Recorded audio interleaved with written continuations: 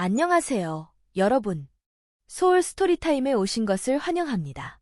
오늘부터 일본 미스터리의 거장, 히가시노 게이고 작가의 살인의 문 한 권을 시작합니다.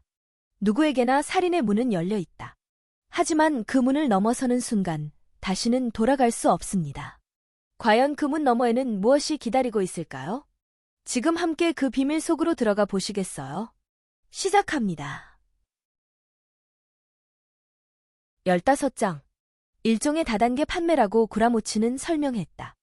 생각해봐. 회원이 새끼를 치고 새끼 회원이 또 새끼를 치고 그런 식으로 회원을 늘려가면 그 숫자가 금방 일본 인구수를 넘어서게 돼. 게다가 실제로 보석을 살 만한 돈이 있는 사람은 많지 않으니 회원 늘리기는 일찌감치 벽에 부딪히겠지. 원금을 회수하려고 해도 신규 회원이 될 사람이 없는 상황에 이르는 것이 수학적인 귀결이야. 그렇지만 일찌감치 가입하면 돈을 벌 수도 있지 않을까? 벌 수 있지? 적어도 처음 시작한 놈은 말이야. 하지만 초기 회원이 아니면 원금 회수도 어려워. 지금 시작해도 늦었다는 거야? 내 질문에 구라모치가 희죽거리며 고개를 끄덕였다. 당연하지. 초기 설립자들이 돈을 벌고 나면 그걸로 끝이야. 뒤늦게 들어온 사람들은 봉이라고나 할까. 그래도 보석은 남잖아. 보석을 팔면 원금은 회수되는 거 아니야? 누구한테 파는데? 구라모치의 눈이 여전히 웃고 있었다. 누구한테 팔든 그야 상관없지 않을까? 보석상에 팔아도 되고 최악의 경우에는 전당포도 있고. 전당포에 가면 구라모치가 팔짱을 끼고 고개를 갸웃했다. 5만, 아니 3만 엔이라도 받으면 다행이야. 하지만 내가 100만 엔의 가치가 있다고 했잖아. 그건 개인의 가치관에 따라 다르겠지만 아마 전당포 아저씨가 100만 엔으로 쳐주지는 않을 거야. 질 나쁜 인조 보석을 담보로 돈을 내줄 바보들은 아니니까. 뭐, 인조 보석이라고? 나는 다시 보석을 들여다봤다. 그것도 상당히 조잡해. 유리는 아니지만 장식품으로조차 쓰기 어려울 정도야. 하지만 아마추어들은 그냥 봐서는 구분을 잘 못하지. 보석이란 그런 거야. 모두들 보석에 대해 아는 체하지만 사실은 가격표를 보고 이러니저러니 할 뿐이야. 그럼 사기잖아. 나는 천연 보석이라고 한 적 없어. 설사 그렇게 얘기했다 한들 증거도 없고 말이야. 나는 구라모치를 노려봤다. 더러운 수법이야. 그러나 그는 내 비난에 아랑곳하지 않았다. 돈을 번다는 건 그런 거야. 누군가에게서 돈을 합법적으로 빼앗는 거지. 합법적이기만 하면 더럽고 깨끗하고가 없어. 그가 보석함을 한쪽으로 치웠다. 의지? 왜 나한테 수법을 까발리지? 날 속일 셈으로 여기까지 데려온 거 아니야? 그러자 구라모치가 나를 바라보며 의외라는 듯이 어깨를 으쓱했다. 내가 너를 속일 생각이었다면 이런 것까지 얘기해 주겠냐? 아까 내가 속아 넘어갔을 때 모른 척하고 계약서에 사인하라고 했겠지. 나는 내가 날 유혹해서 속이려고 했다고만 생각했어. 야, 다지마. 우리 친구잖아. 그것도 아주 어릴 때부터 함께 놀던 친구 아니야? 그런데 설마 너를 속이겠어? 말도 안 되는 소리지. 진지한 얼굴로 그렇게 말하는 구라모치를 나는 물끄러미 바라봤다. 친구인 내게 저주의 편지를 보낸 사람이 누군데? 너 여기 오기 전에 나한테 좋은 수가 있다고 했잖아. 그래서 내게 끼워달라고 애걸할 거라고 말이야. 다단계 판매 수법을 공개하는 게 그거랑 관계가 있는 거야? 그 얘기를 지금부터 하려는 거야. 우선 뭐 좀 마실까? 커피가 싫으면 맥주로 할래? 그래. 구라모치는 냉장고에서 캔 맥주 2개를 꺼내와 그중 하나를 내 앞에 놓았다.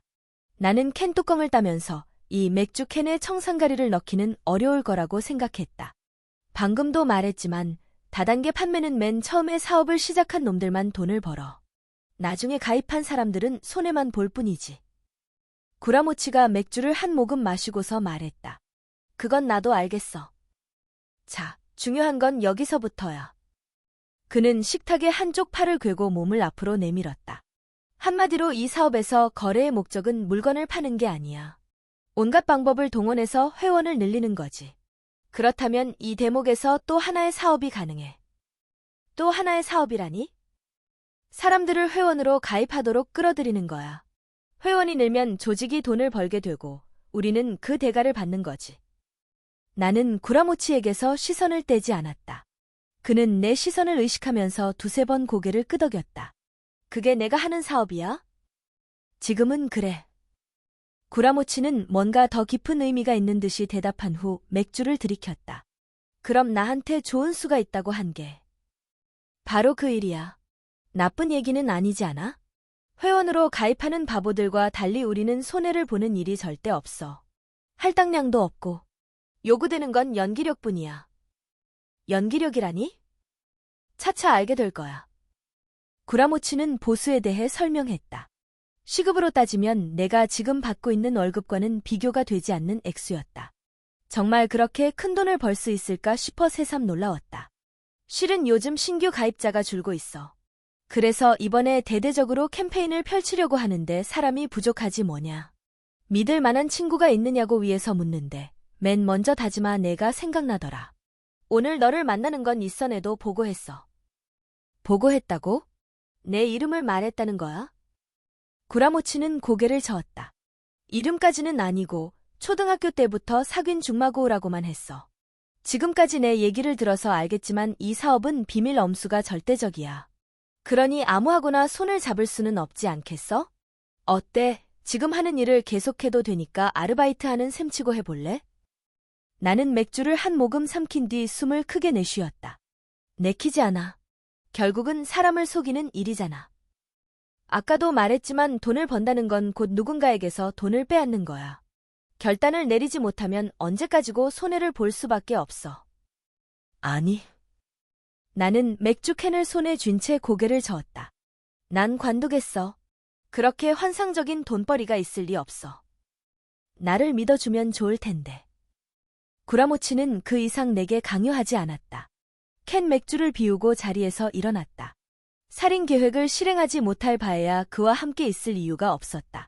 더욱이 나의 사리가 시들어가는 걸 스스로 느끼고 있었다. 어찌된 영문인지 구라모치와 얘기를 나누다 보면 언제나 그의 페이스에 말려든다. 묻고 싶은 게 있는데. 현관에서 신발을 신으며 내가 말했다. 뭔데 그렇게 정색을 하고 그래? 너, 에지리 요코라는 여자애 기억하지? 보나 마나 시치미를 뗄 거라고 생각하고 물었는데 그가 의외의 반응을 보였다. 허를 찔린 것처럼 입을 살짝 벌리더니 이마에 주름을 세웠다. 물론 기억하지. 수영장 여자애 말이지? 그래. 그 애가 죽었다는 얘기는 했지? 응, 몇 년 전에 죽었다면서. 그가 코 언저리를 긁었다.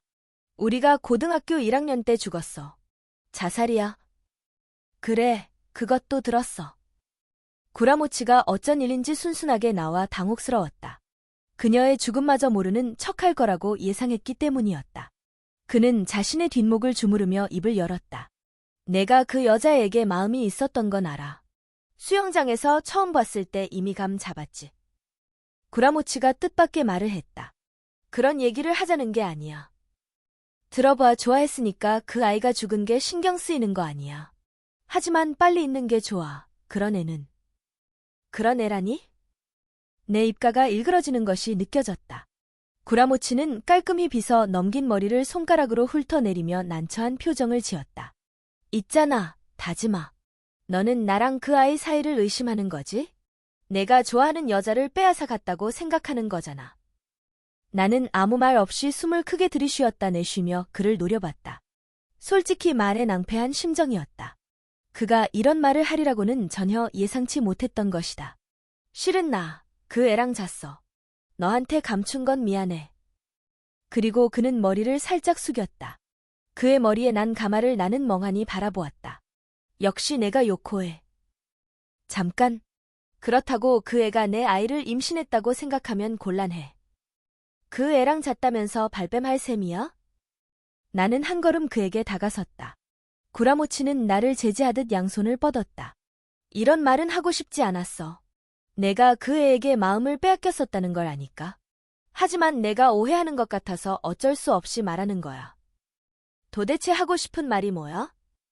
그러니까. 그쪽에서 먼저 나를 유혹했어. 뭐라고? 내 소개로 그 애를 알게 되고 나서 그 애에게 전화가 왔어. 놀러 가자고 말이야. 내가 마음에 걸리긴 했지만 어쩌다 보니 가게 됐지. 그건 사과할게. 하지만 말이야, 그 애 아주 엉뚱하더라고. 무슨 뜻이야? 내 가슴에 검은 구름이 들이우기 시작했다. 숨을 쉬기가 힘들었다. 처음 데이트한 날이었어. 그 애가 그러는 거야. 섹스를 해본 적이 있냐고. 그 순진한 얼굴로 그런 말을 해서 깜짝 놀랐어. 해본 적 없다고 솔직히 대답했지. 그랬더니 뭐라는 줄 알아? 해도 좋아요. 그랬어. 거짓말. 나는 신음하듯 말했다. 눈을 감자인의 요코에 웃는 얼굴이 떠올랐다. 그 얼굴과 구라모치의 말은 전혀 어울리지 않았다. 거짓말이 아니야. 나도 처음에는 농담인 줄 알았어. 그래서 그럼 한번 해볼까 하고 나도 농담으로 받아쳤지. 그런데 나더러 얼마 있냐고 묻는 거야. 돈 말이야? 설마 하고 생각했다. 그날은 그 애랑 처음 하는 데이트라서 돈을 넉넉히 가지고 나갔어. 5,000엔 정도 있다고 했더니 그거면 된다면서 어디서 할 거냐고 물었어. 거짓말이야. 나는 스스로도 깜짝 놀랄 만큼 큰 소리로 외쳤다. 그리고 나는 세차게 고개를 저었다. 거짓말이야. 말도 안 되는 소리야. 거짓말 아니라니까. 나도 그 애가 그렇게 말하고 나서야 비로소 농담이 아니라는 걸 알아차렸단 말이야. 그리고 그때부터 가슴이 두근거렸어. 볼썽사납게도 주눅이 들어서 말이지. 그런데 그 애는 아무렇지도 않은 말투로 자기는 밖에서 해도 좋다고 하더라. 밖에서? 응, 그래서 그 근처 강변까지 걸어간 다음 인적이 드문 장소를 찾아서. 구라모치는 말을 흐렸다. 나는 다시 고개를 저었다. 믿을 수 없어. 하지만 스스로 생각해도 목소리에 힘이 빠져 있었다. 사실이야. 물론 그 애는 처음이 아니었어. 아주 능숙하더라고. 내가 민망할 정도로 말이야. 그리고 끝나자마자 팬티를 입더니자 5,000엔 하면서 손을 내밀었어. 매춘부처럼 말이야? 매춘부처럼이 아니라 매춘부 그 자체였어. 그 애, 집이 가난한 것 같더라. 그래서 수영장 아르바이트도 했겠지. 하지만 그것만으로는 부족해서 그런 짓을 했을 거야. 구라모치의 얘기를 듣는 동안 마치 몸 안에 있는 심지가 타들어가는 것처럼 몸이 뜨거워지고 심장의 고동이 흐트러졌다. 귓속에서 울리는 맥박 소리를 들으며 그럴 리 없어. 그 애가 그런 짓을 할 리 없어라고 마음속으로 몇 번이나 외쳤는지 모른다. 분명히 말하지만 나는 콘돔을 사용했어. 그것도 내가 준비한 게 아니라 저쪽에서 가져왔어. 그러니까 그 애는 애초부터 그럴 작정이었던 거야. 돈이 있을 만한 상대를 발견하면 자기가 먼저 접근해서 몸을 팔아 돈을 벌었던 거지. 상대한 남자가 한둘이 아닐 거야. 그리고 나는 그때뿐이었지만 걔 중에는 단골도 있었을 거고.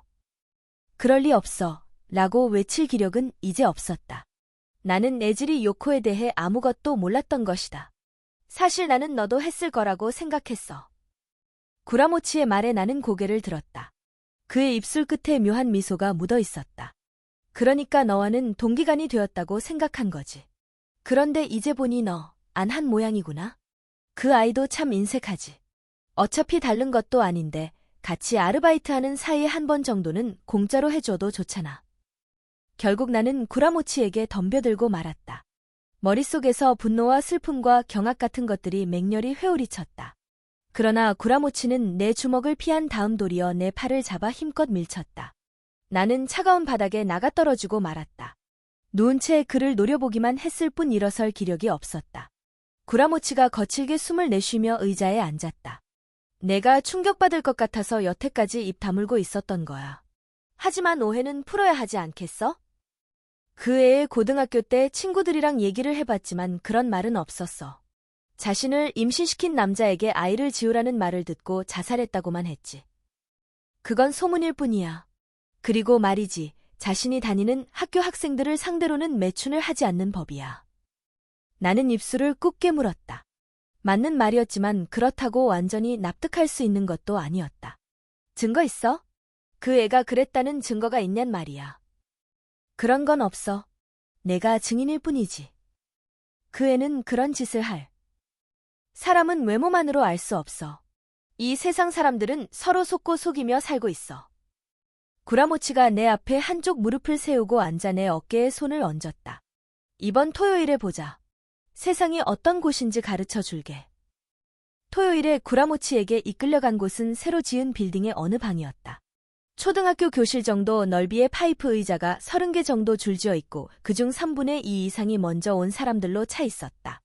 나와 구라모치는 앞에서 세 번째 줄 오른쪽 끝에 앉았다. 나는 평상복이었지만 구라모치는 양복 차림이었다. 아까 얘기한 대로만 하면 돼. 그런 다음에는 입 다물고 있고. 회색 양복 차림의 젊은 남자가 앞에 서서 참석자들을 살피듯이 시선을 이리저리 움직이다가 입을 열었다. 여러분, 오늘 이렇게 호즈미 인터내셔널의 세미나에 참석해 주셔서 대단히 감사합니다. 그럼 이제 시작하도록 하겠습니다. 먼저 호즈미 고타로 회장의 인사 말씀이 있겠습니다. 한 남자가 단상에 올라섰다. 검은 태 안경에 어찌 보면 지적이라고도 할 수 있는 보통 체격의 남자였다. 나이는 40이 될까 말까? 회장이라는 직함에 비해 젊어 보였다. 호즈미 회장이 인사말을 시작했다. 말투가 또렷하고 이따금 강한 악센트로 힘을 주어 말하기도 했다. 내용은 이 세상의 기회가 얼마나 많이 널려 있으며 지금의 상품 매매 시스템이 얼마나 어처구니 없는 것인지, 돈을 벌려면 먼저 남이 돈을 벌도록 도와주는 상부상조의 정신이 있어야 한다. 같은 주장들이었다. 말의 흐름에 막힘이 없고 농담도 적재적소에 구사했다. 상당히 숙달된 언변이었다. 그가 인사말을 하는 동안 그의 등 뒤에 칠판이 놓였다. 호즈미는 분필을 쥐더니 소비작 판매자라고 쓰고 거기에 동그라미를 쳤다. 이게 무슨 의미인지는 잘 아시겠지요. 우리가 물건을 사려고 할 때 누구의 말을 제일 신뢰합니까? 점원의 말 따위는 믿지 않습니다. 점원은 일단 물건을 팔고 나면 고객이야 어찌 되든 그만이라는 식이니까요. 가장 믿을 수 있는 건 실제로 그 물건을 사서 써본 사람의 말 아니겠습니까? 여러분도 그렇지 않나요? 지인들끼리 정보를 교환하지 않습니까? 그렇다면 물건을 산 사람이 직접 판매하면 좋지 않을까요? 설득력 있는 얘기 아닙니까? 물론 자신이 피해를 보았으니 남들도 좀 당해야지, 그렇게 생각하는 사람도 없는 건 아니지만 그런 놈들은 결국 동료들 사이에서 따돌림을 당할 테니까 걱정할 필요가 없고요. 중간중간에 적당히 소탈한 말투를 섞는 것도 일종의 기교인 듯했다. 실제로 참석자들이 점점 그의 화술에 말려들고 있다고 느껴졌다. 이야기의 주제가 보석으로 옮겨갔다. 호즈미는 자신들이 특별한 루트를 개발하고 불필요한 비용을 줄여 고급 원석을 값싸게 수입하고 있다고 득이만만하게 설명했다. 하지만 문제는 지금부터. 호즈미가 목소리 톤을 높였다.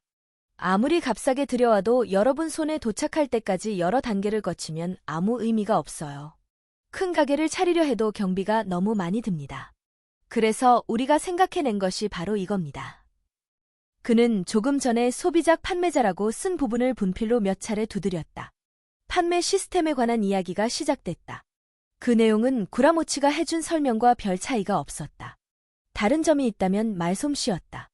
속임수라는 걸 알고 듣는데도 호즈미가 온몸으로 뿜어내는 분위기와 교묘한 화술 때문에 그대로만 하면 돈을 벌 수 있을 것 같은 착각이 들었다. 그들의 수법을 아는 내가 그렇게 생각할 정도니 처음 듣는 사람이 속아 넘어가는 것도 당연했다. 호즈미의 강연이 끝난 뒤 사회자가 다시 단상에 올라섰다. 그럼 이번에는 지난번 세미나에 참석하셨던 분 중 이미 실적을 거둔 회원의 보고를 듣고자 합니다. 와타나베 가즈오 씨, 부탁드립니다. 소개를 받고 일어선 사람은 다름 아닌 구라모치였다. 구라모치는 단상으로 올라가 어눌한 말투로 인사말을 시작했다.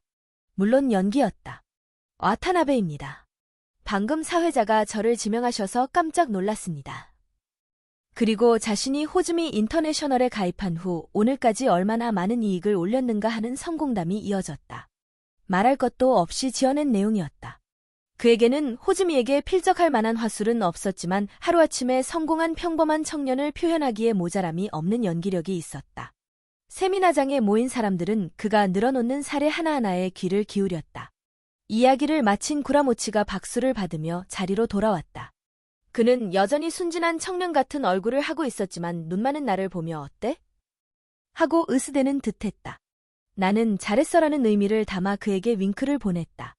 구라모치가 맡은 일이라는 게 바로 이런 것이었다. 즉 성공담을 자랑하는 역할이다.